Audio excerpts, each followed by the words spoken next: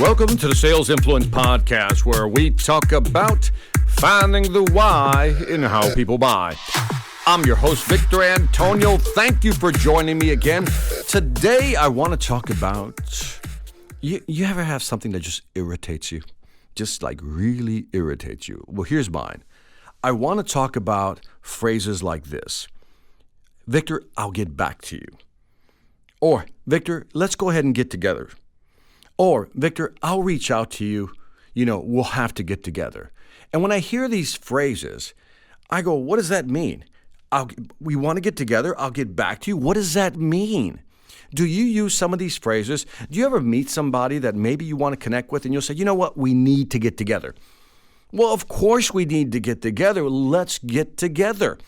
See, one of the things we've done to ourselves and to other people, we don't want to make commitments on time. So what we do is we say these little phrases all the time. I'll get back to you. I'll reach out to you. We have to get together for lunch. That's something we should talk about. Let's go ahead and put that on the schedule down the road. And you keep kicking the can down the road, but you never set a date or a time.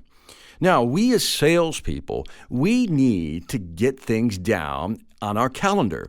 We need commitments. When somebody says, Victor, I'll get back to you ASAP, what does that mean?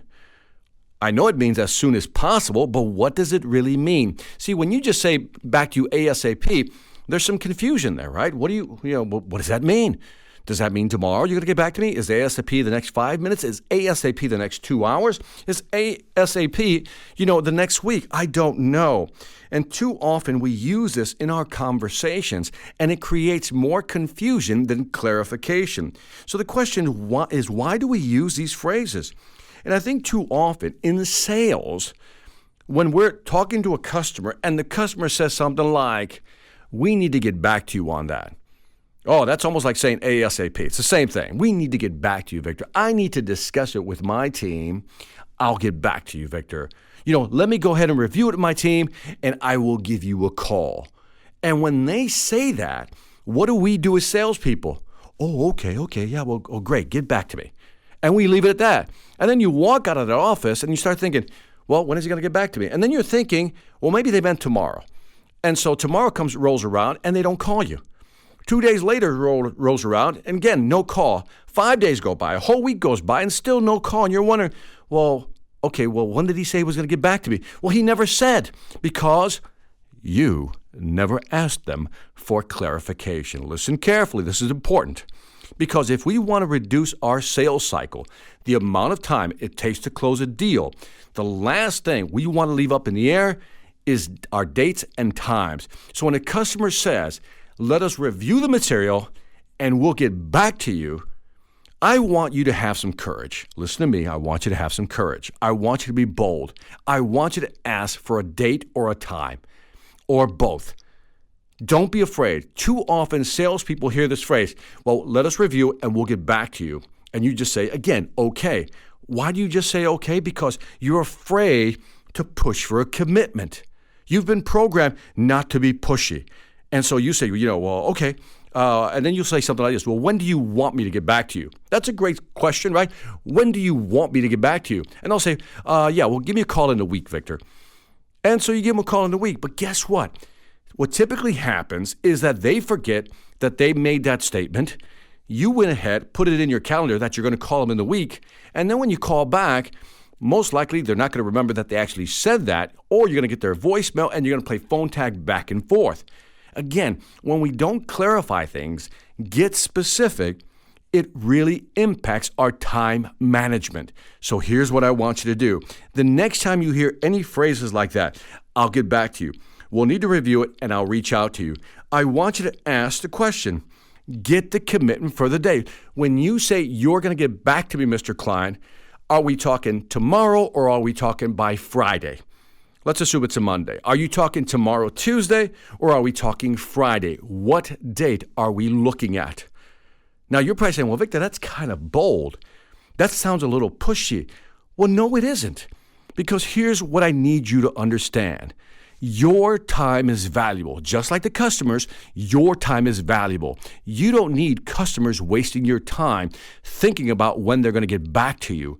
I want you to understand that your time is money. So you have the right. Listen to me. Listen to me. You have the right. In fact, you have every right to ask for a date and a commitment. Here's why. Listen carefully. Your product or service is going to help this customer or prospect either make more money or reduce their costs, right? Your product or service is going to help them make more money or reduce their costs, be more profitable. So in other words, you're there not begging for business. You're there trying to help them with their business. So they should be lucky. Listen to me. They should be lucky that you're even there in the first place, presenting your value proposition. You have every right to ask for specificity. So next time somebody says, we'll get back to you, let's review it, and we'll give you a call next week, then right there, I want you to be triggered. When you hear next week, when you say next week, Mr. Customer, are we talking Monday or are we talking more like Wednesday of next week? And if they say Monday or Wednesday, they'll probably say, let's say Wednesday. Then you say, perfect, Wednesday next week, when will be a good time to call you? Because I have my calendar right in front of me. And I want to go ahead and write that down. And you'll write Wednesday at 2 o'clock. That's what the customer just said. 2 o'clock, Victor, call me at 2 o'clock. And what am I going to do? When I get back to the office, I'm going to confirm that meeting on Wednesday at 2 o'clock, and I'm going to follow up. Now there is no ambiguity. There's nothing left hanging in the air. I'll get back to you as soon as possible. No. That's not good enough. I need a date and I need a time. And I need you to understand that never leave the room. Listen to me. Never leave the room, especially if it's a B2B sales scenario.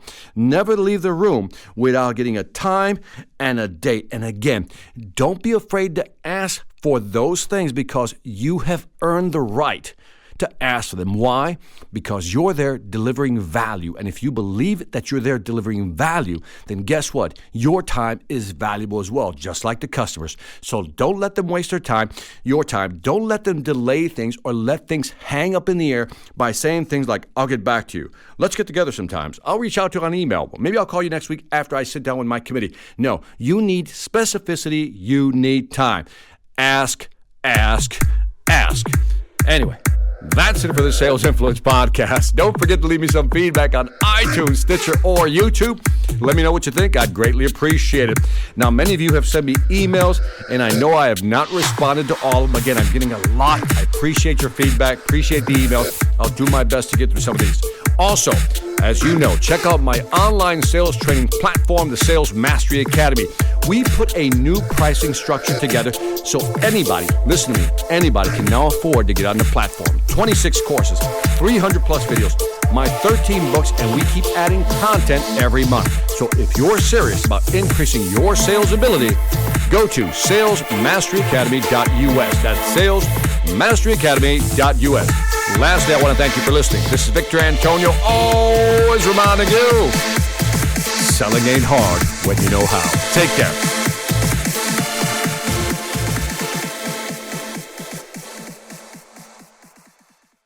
Hi, I'm Victor Antonio. I'm an author, sales trainer, and keynote speaker. I'm often asked, what makes a great speaker? Is it someone who delivers real content that the audience can use? Is it someone who engages the audience so they're part of the learning experience? Or is it someone who can motivate an audience to push them beyond their comfort zone and discover new abilities? The answer is yes. But the most important thing to remember is that I'm not there to look good.